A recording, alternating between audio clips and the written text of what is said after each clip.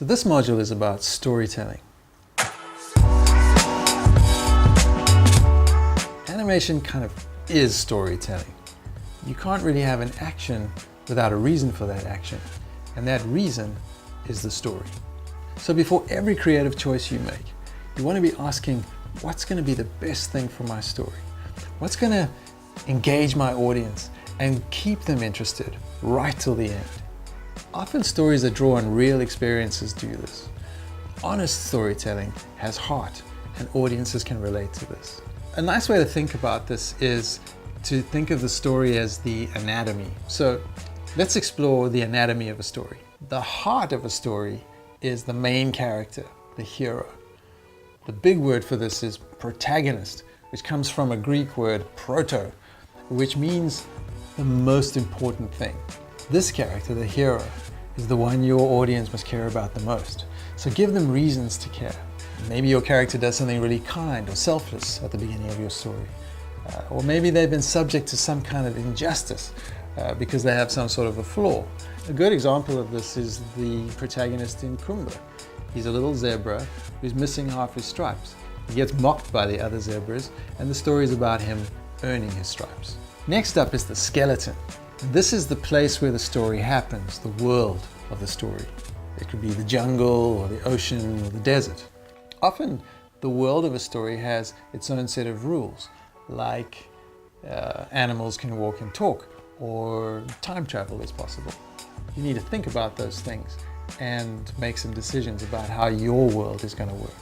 The muscles and the nervous system represent what the character wants. The character's want is where the life of the story is, because that drives all the action.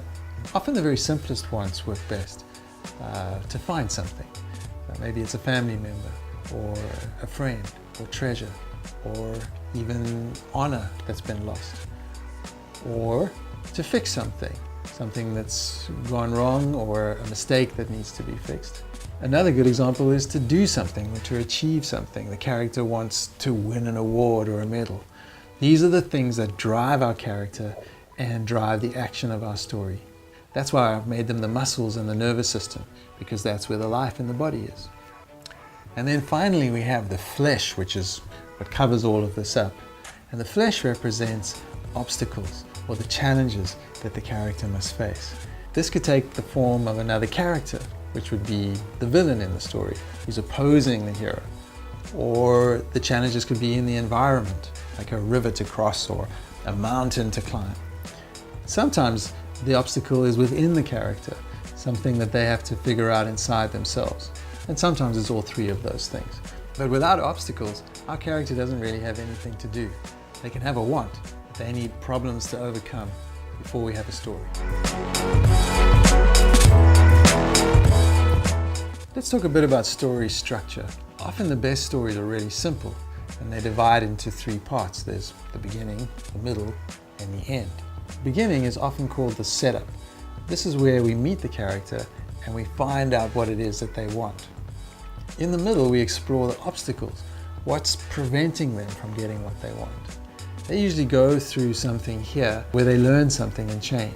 This leads us to the end, where they overcome something. And if this is a little bit unexpected, it's very satisfying.